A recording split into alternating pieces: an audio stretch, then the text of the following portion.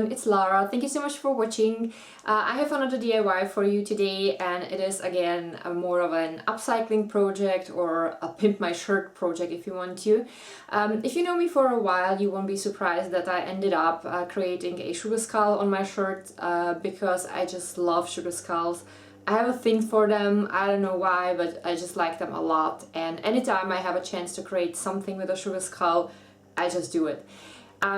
The shirt that I've used today is a simple H&M shirt, but you can use pretty much any old shirt that you have at home. You're gonna need a bit of lace, preferably several different kinds of lace because you can mix them together. And if you don't have a sewing machine, it doesn't matter, you can actually hand stitch it too, but it's just gonna be a little bit more work and take longer, but other than that, you're gonna be fine. So let's start and have fun. First, I laid out the lace that I will use for my sugar skull. It is just roughly put together, so it doesn't look anything like a skull yet, but it will later.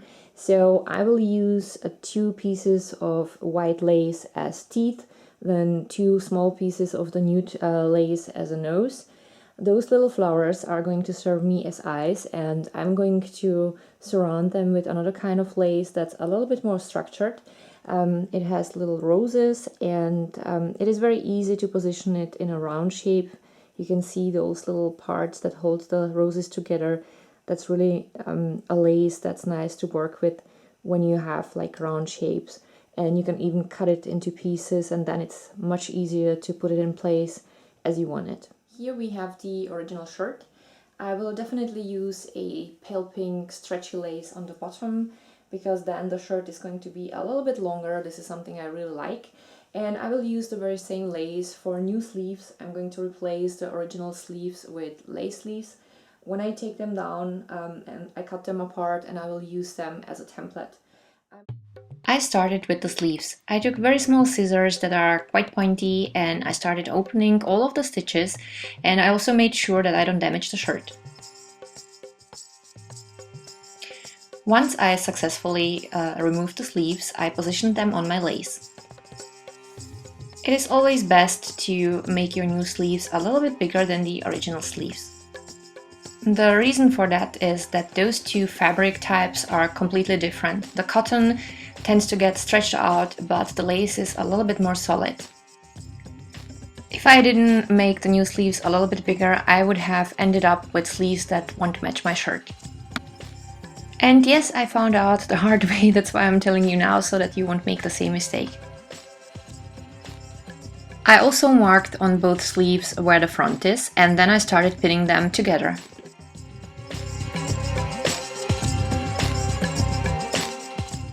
Then I measured the bottom part of my shirt so that I know how much lace I will need there.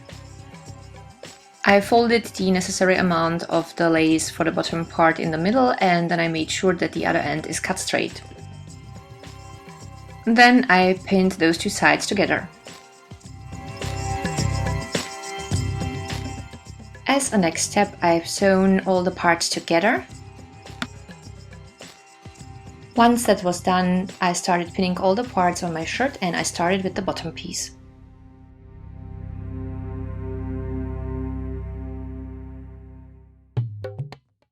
The next step was to attach the sleeves.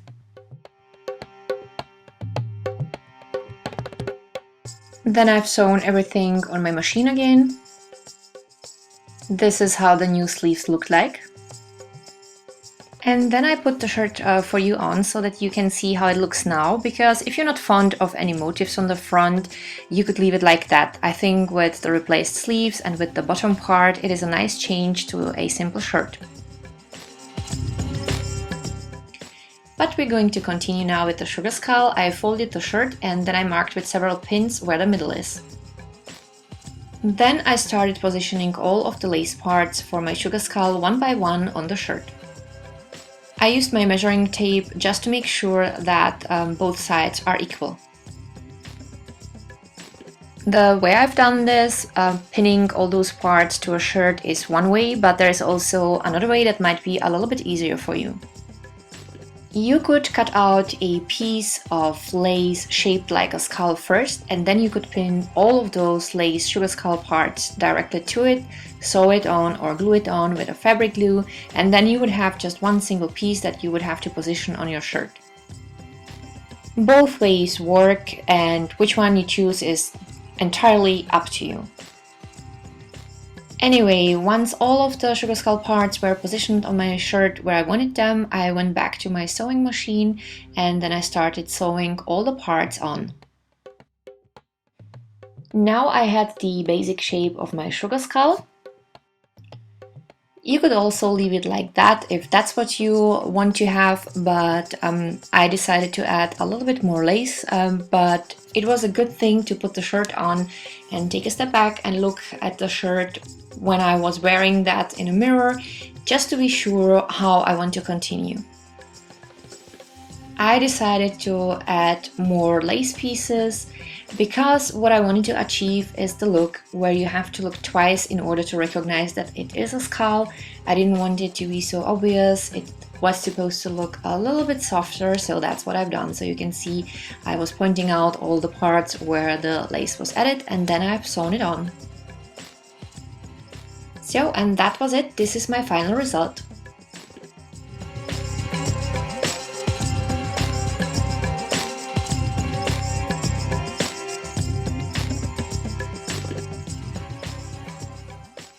So that's it. I hope you had fun. Of course, if you don't like sugar skulls, you can always make another motifs with your lace. It doesn't have to be a sugar skull. You can create like a butterfly or a flower or whatever you like. And yeah, if you liked the video, don't forget to leave a comment or a thumb up. Don't forget to check out the info below the video. I have listed there several links that might be interesting for you. And you can also visit me on Facebook and Instagram. Links are also down below. And if you didn't subscribe to my channel yet, I would be very happy if you did so. Thank you so much for watching. I wish you a wonderful day and see you next time. Bye!